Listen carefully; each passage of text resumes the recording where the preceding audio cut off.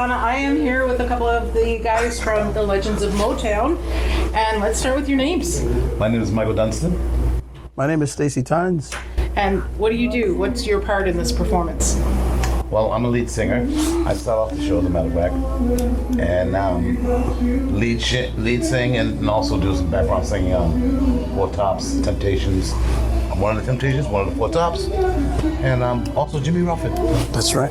Wow. And That's you? right. I am. I'm like Stevie. I do Stevie in the show. That's my main thing, and I also am involved in the Smokey Robinson medley. So this show, we wear many hats, which is when this gig you have to wear many hats. But we have our specialties, like you said. Right. And how long have you guys been doing this? Ooh. Oh gosh. You got more of the history. Okay, I would say 2017. It was originally Baby Love for 3 girls, and then he goes, I want to bring some gentlemen in, and then we played our first gig at 2017, and then some people left, some people went. We don't know where they're at to this day, so we had to bring in some people, and we brought in this pro here. This man's very seasoned, and he was perfect to have us aboard. So yeah, since 2017. I'm glad you updated me on that because I had no idea how long I've been working in the group, but now that this interview is taking place, Yep. it's a wonderful thing. Yep.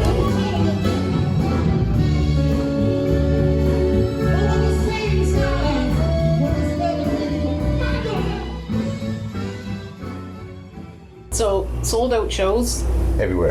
everywhere.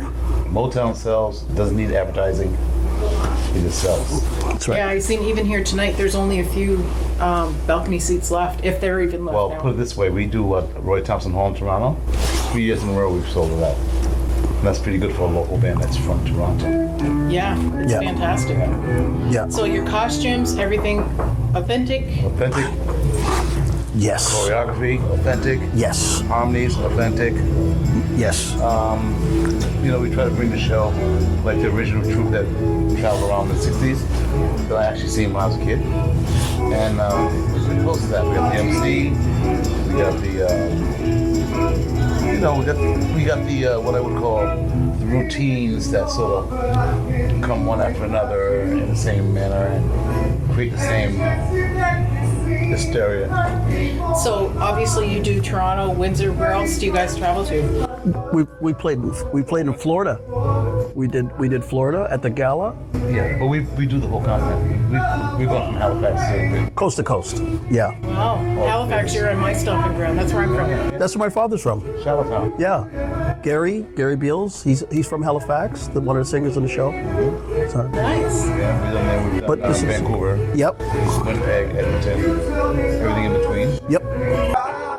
You've been traveling. And we're charting new places as well. People who've never seen it. Which So is what good. else is on? Where else is on the radar? Like where else do you want to? Do you plan on going like Europe? That way? Oh, that would be a That's blast. in the plans.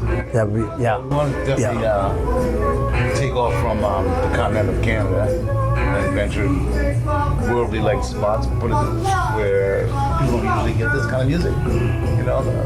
Not where everybody's been. Right. Everybody's been in the same places, Vegas, the States and all that stuff. But there's places like Australia that's nice. Okay. He just read my mind. Media people, I can hook you up. Crikey, down under? I'd like that. Well, thank you, you guys, and I'm looking forward to your show Yes. tonight. Thank you.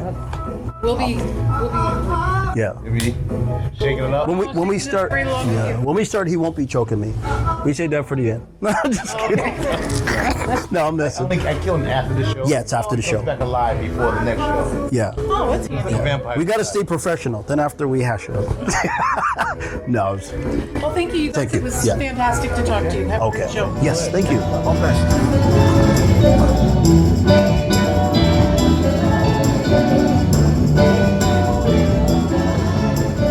Hi, everybody. I'm back with part 2 of our interview from the Legends of Motown, and I have Evan, who is the MC for the evening. Yes, that's correct. And Dave, who is the producer of the show. So, you guys, thanks for sitting down with me. I know it's a busy time, right? Like just before a show, we're only 4 hours before the show starts. Yes. And they're doing sound checks. Obviously, everybody's getting kind of ramped up for the show. So, how long have you been with the 6 years now. Oh, And okay. yeah, so really enjoyed 6 years, and David and I had worked together about 10 years before that on a show that David was doing with Chuck Berry and Fats Domino. So when we did that, and then I was able to help out, and he gave us a call and said, would you like to be part of this? And I thought, this is fantastic. So yeah, 6 years now. So you must have some stories. I have lots of stories. I don't know if we have time for all the stories, but I'm a passionate fan of all this music from 50s and 60s, of course. So as Evan was saying, I used to have a tribute show. Still do. I just don't do it as often with people like Little Richard and Bo Diddley, Fats Domino, Chuck Berry, and out of that kind of just passion for producing live shows, this evolved into something else, which I'm very excited about. As a matter of fact, we had a show that was Ray Charles and the Supremes, and Ray Charles and the Raylettes. The Raylettes in Act 2 became Supremes. And I think when I saw how people were just so excited about that portion of this one show, I just thought, man, if I got the men of Motown, because I had this Supremes tribute called Baby Love. We were running for years doing just the Supremes. I thought, man, if we get the some guys in here, we could do the entire Motown songbook. So out of that came what we're doing now, which has been going strong for about I think pretty much 2010 or something like this. It's So you've been a while. Like this has been going it's for really a while. evolved. Yeah. The Supremes thing started in 2010. And then we just evolved, added the Temptations, Four Tops once we found the men of Motown, and it's been great. And Evan Carter is a great addition. He ties it all in with he's like the historian of the group. He's bringing some background into what the performers were about. We're just kind of bringing comedy, bringing good times into the whole equation, and it's a fun combination. Worked out. And when David gave me a call, it brought me back because many years ago I got to work with a lot of the originals. I opened up for Marvin Gaye during the Sexual Healing Tour. I opened up for Gladys Knight on her first solo tour. I worked with the Temptations. I worked with Fats Domino, not a Motown artist, but that I worked with the Shirelles and John Cougar and that. So you've got stories too. I've got stories as well. So it was a perfect fit because I have a passion for the music as well, and getting to work with the original artists, and now seeing this, and the fact that David took and modeled this show after one of the Motown reviews that they used to do in the mid '60s, when you'd have a busload of Stevie Wonder and Marvin Gaye and the Supremes, the Four Tops, the Temptations, all on tour together, and they'd have an MC, and David modeled this show after that. So we're taking the audience back 60 years, and it's been so much fun. Do you think that Motown is dying? That music, do you think it's a genre that's going away? Personally, I don't. I think it doesn't matter what era you're from. If you're my age or his age, everybody knows the music. It's one of those things, and I remember when my oldest daughter was turning, I think, 12, and we were having a party at the house, and my wife said, what music do we play? We don't know what to play. And you've got a room full of 12-year-old girls, and I put on Motown music, and they were all up and dancing. And that just showed me the power of the music, and the fact that the people are dancing with it, whether it was 1960 when the Miracles went on American Bandstand, or 2024, that you put Motown on and people just go, I love that music. Well, yeah, I think it just continues to, a lot of music you hear, punk rock has gone down, you know what I mean? Mm-hmm. Classic rock. People still like it, but it's just not something we listen to very often. And I mean, I like most music, but I find Motown has kind of held its own all the way through. It's never really taken a dip. Everybody knows it. I think it has such a strong melodic component. where a lot of music today is just rhythm or mainly rhythm. The stories are simple and beautiful. I guess it's a simplicity, and it's a tied in with this great composition that I think came just right after jazz. Like when this stuff was created, it was just like mastery of songwriting that I feel we maybe have lost some of that. I feel like these songs kind of stand above in the timeless, like right next to Beatles and things that just won't go away because they're just too well constructed. And I feel like I've heard firsthand from people who were 20 at the show or younger, and they maybe came to the show not knowing what they would know, but they realized, oh well, we hear these ones in the supermarket or in the grocery store. Like it's kind of built into the fabric of our society, I think, more than we know. Like a song like "Get Ready" comes on or whatever, like by whoever, like, you know, these songs are in commercials, of course, yes, and all kinds of things, right? But it's you know, Michael Jackson we wouldn't have if it wasn't for the Jackson 5. I think we know more of this music. Even the youngsters, I feel like, know more of it just from, you know, their parents or just from being around. You just need to. It's always around. Yeah. I feel like it's not going anywhere anytime soon. Do you guys practice a lot? Do you get together to practice a lot? We if we're changing something in the show, like we just did a bunch of Christmas material because we have a Christmas show, Motown, we call it Merry Motown Christmas. So we sometimes will get together for that reason, but you know, I've hired like the best people I can find that are all sort of self-driven and seasoned musician. Yeah. So we'll get together maybe just to tighten things up, but very infrequently.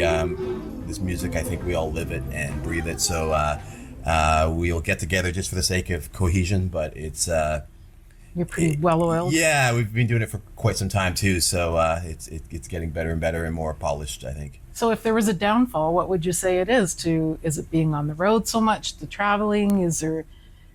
Or is it? It's good. It's just good, and there isn't really a downside. There's not really a downside to it, and I think what we'd like to do is, of course, expand it and go to other parts of the world. And I've worked in Qatar, and you talk to people in Qatar and they know Motown, because so many people who I worked with in Qatar, they had gone to school either in the U.S. Or in the UK. So they heard the music and they know the music. So if we brought the music to parts of the Middle East, and there's a lot of expats that are there, they would get into it. Southeast Asia, they would get into it. South America, they would get into it. And they know it because music just travels. Yeah, we made the offer if you guys ever, you know, you're going to go to Europe or whatever, we'll be your media team. Man. We'll travel with you. Okay.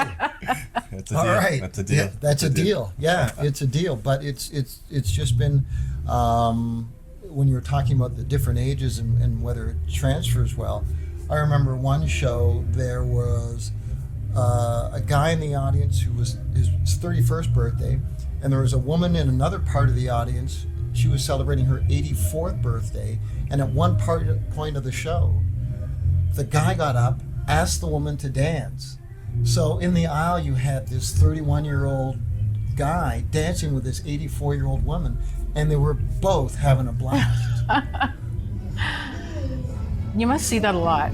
You know what I mean? People probably can't sit down very much. Like theirs has to be, I'm listening to here, right? Yeah. Yeah, I have a great story too. There was a brother and sister who brought out their mother, I think she might have been in her 80s, who had this advanced dementia, and they wrote me afterwards to thank me because they hadn't seen her so engaged and tapping, and like it's funny, like we know how the brain has, you know, two parts to it, so the long-term memory sometimes can just be invoked or given a spark, but they hadn't seen her so alive until so I mean it's like they're thanking me, but I'm thinking, wow, what a gift, just which we can't take credit for, but just the idea of music having such a positive influence and being able to just bring back memory and celebration is just a wonderful thing. Well, how many in your crew? 15, 16? 16 yeah, we got 9 singers. Evan is the 10th member on voice as our MC, comedic MC, and then we have 6 people in the band. So we got 16, and then we usually have a few crew members. And then you two going to Europe, that'll bring us up to 18, So yeah. we're just adding on to that. That's okay. We're just adding on to the show. That just makes it more fun, right? Yeah. Well, thank you very much, you guys. We won't keep you any longer. I know you probably want to go and have something to eat too, right? Before you... At some point, but once the sound checks are done and for the band and for the singers, and we run the opening with the tech crew, then we can just take a break. But until that time, it's business.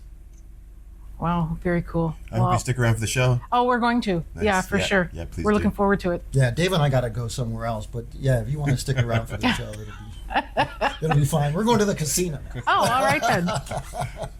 Can PD and I, do you need us to step in for you or anything? Just a bit. I've got the script. PD, you can have the script, and I can see you've got some moves there. I watched you. I can move. Yeah, then you're good. Then you're good. Well, you guys, thank you so much. And it's been such a nice time meeting you. It's been great. Likewise. This was great. Okay. Thank you. Thank you. Thanks for having us. Hey, it's Donna, and we are back finishing up some of our interviews with the Legends of Motown, and we're here with Robert Ball. And Robert, what part do you play in all of this? I am the Marvin Gaye track tonight. Nice. And also in the Four Tops and the Temptations. So, how do you get into the mindset for this? It's a lot about thinking about the sensibilities of the music, really sitting into obviously the lyrics and the melody and the choreography and everything like that, but thinking about it's different than top 40 music, right? So thinking about the sensibilities, the styles of that type of music, and for me it's about mellowing out, trying to clear my mind as much as possible, and trusting the work that I put in. So do you listen to their music? Do you watch their videos of whoever you're going to be portraying? Mostly listen to their music. I watch a little bit, but not too much, because we're not really trying to imitate exactly, right? We're paying honor to and, honoring those artists. Oh, absolutely. That's a great way to be, too. You're not trying to be them. Exactly. Paying homage to. Very nice. So how long have you been doing this? With this group on and off for a couple years now. Yeah, but professionally as a singer, about 25 years. Nice. And favorite part? What's your favorite part of doing all of this? The interaction with the audience. Yeah. And that moment when you can put, like I said, you can trust the work that you put in, get out there on stage and share the magic of music that so many of us know, regardless of generation and demographic, with so many people. Very nice. Where are you guys after this? After this, I have to check. I'm not sure. I don't remember. That's when you know you're busy, right? When you don't remember. You said your family came from Windsor. That's right. How does it feel performing in your family's hometown? It feels great. This is after 25 years in the industry, this is actually my first time properly performing back in Windsor, so it's really exciting. That is exciting. Yeah. Your family must be so proud. Yes, they are. They normally come here to travel to see me other places, so it's nice that I'm in the hometown. You're home. Yeah.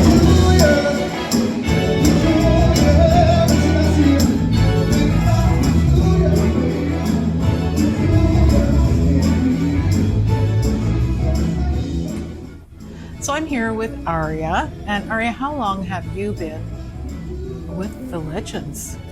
I have been with the Legends now since 2010. Oh, so you've been around for a while. Yeah, we've built up the chemistry over time, and it's been amazing so far. But yeah, since 2010. How much fun is this?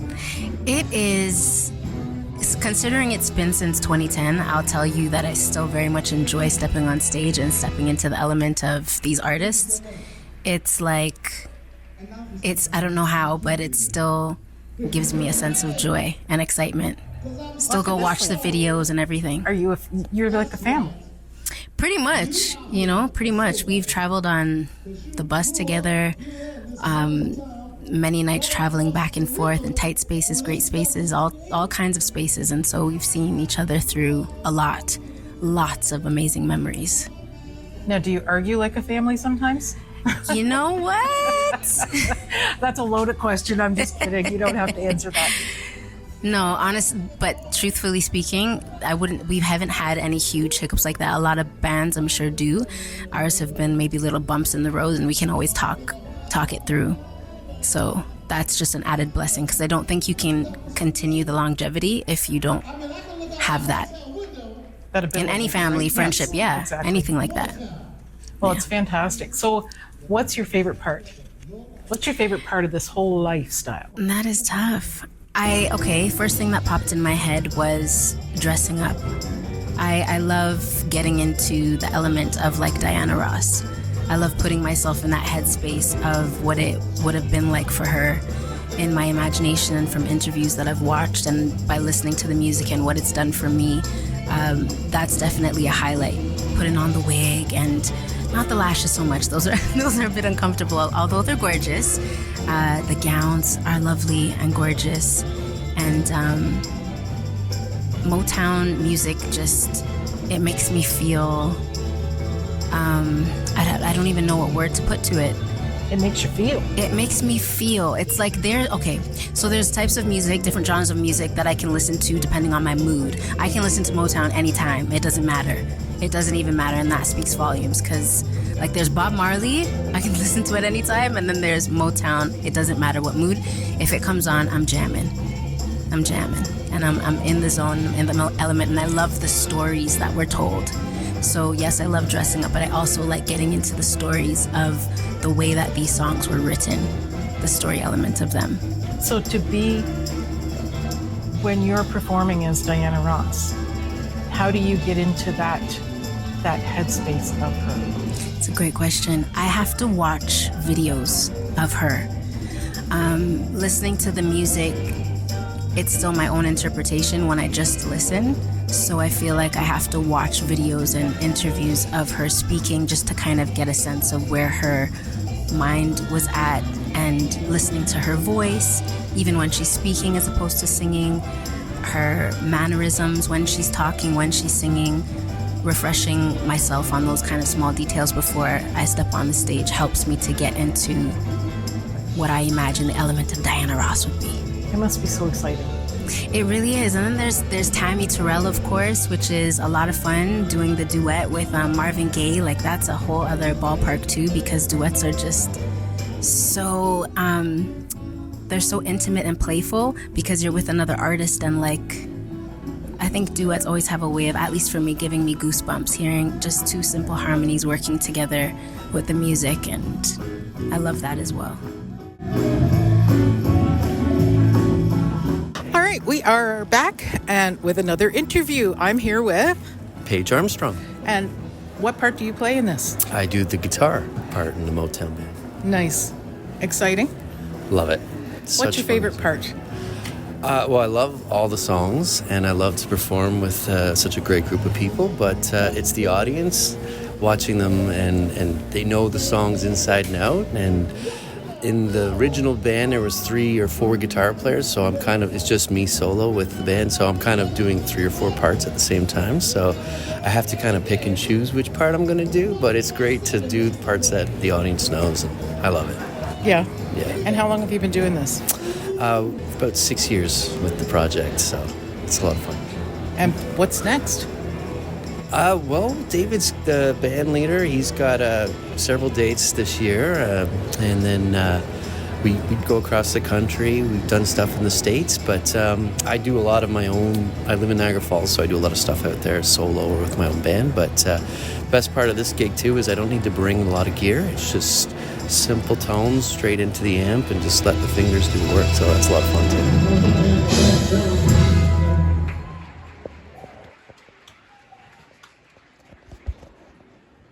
Our next legend was born in Washington, D.C. and began his singing career